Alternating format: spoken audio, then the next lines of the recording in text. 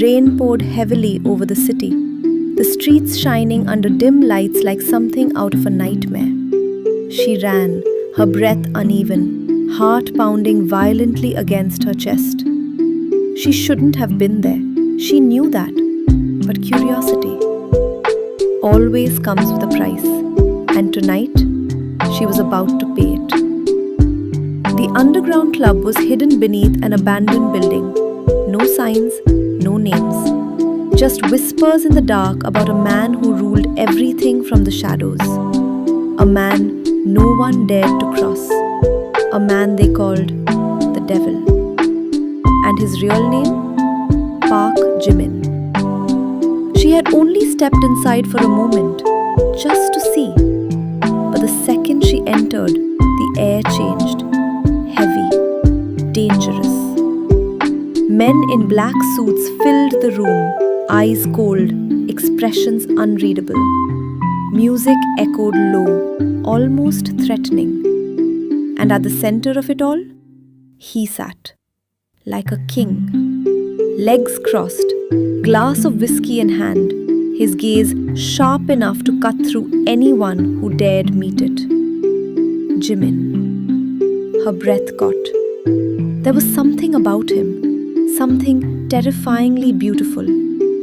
His lips curved slightly, as if he already knew every secret in the room. His presence alone silenced conversations, controlled everything. And then, his eyes landed on her. It felt like time stopped. Her body froze. Run, her mind screamed. But her feet wouldn't move. Because the way he looked at her wasn't normal. It wasn't curiosity. It wasn't interest. It was recognition. Like he had been waiting for her. Bring her to me. His voice was soft, calm. But it carried authority that couldn't be ignored. Before she could react, two men grabbed her arms. "Let me go!" She struggled, panic rising. But no one listened. No one ever disobeyed him. She was dragged right in front of him, close enough to see every detail. His flawless skin, his cold eyes, the faint smirk playing on his lips. He tilted his head slightly. "Finally," he murmured. Her brows furrowed. "What?" His fingers reached out, brushing a strand of her hair behind her ear. The touch was gentle, too gentle, and that scared her more than anything. "You took your time," he whispered. Her heart skipped. "I don't even know you." "Oh, but I know you," he cut her off. His voice dropped lower. "I've been watching you."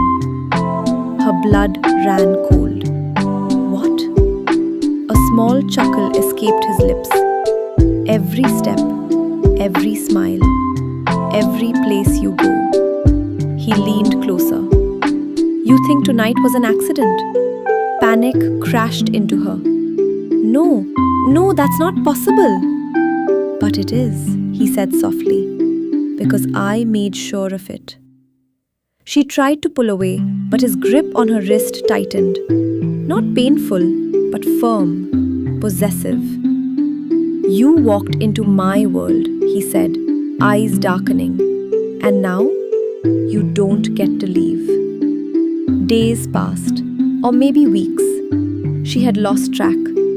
The mansion was massive, cold, empty, guards everywhere. No escape, no freedom. He gave her everything. Expensive clothes, jewelry, a room bigger than her entire house. But it wasn't kindness.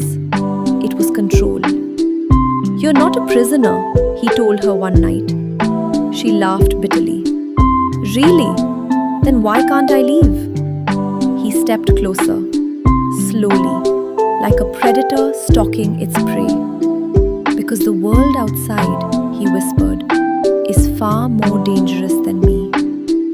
She looked at him, anger burning in her eyes. "You're the most dangerous thing I've ever seen." For a moment, he was silent. Then he smiled. Dark, beautiful. Exactly. But something began to change. The way he looked at her. The way he stayed longer in her room. The way his touch lingered just a second too long. It wasn't just control anymore. It was something deeper. Something far more dangerous.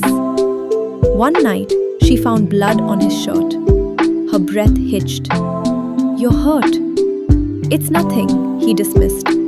But she stepped closer, without thinking, without fear. Her fingers gently touched his arm, and he froze. No one touched him like that. No one dared. "Sit," she said softly. And surprisingly, he did. She cleaned his wound in silence, carefully, gently. And for the first time, the Mafia king didn't look like a devil. He looked human. "Why are you doing this?" he asked quietly. She paused. "I don't know." He stared at her, something unreadable flickering in his eyes. "You shouldn't be kind to me," he said. "Why?" His jaw tightened. "Because I don't know how to let go of things I want." Her heart skipped. Days turned into nights, and nights turned into something dangerous. Because she stopped fearing him, and he stopped pretending. Until one night, everything shattered.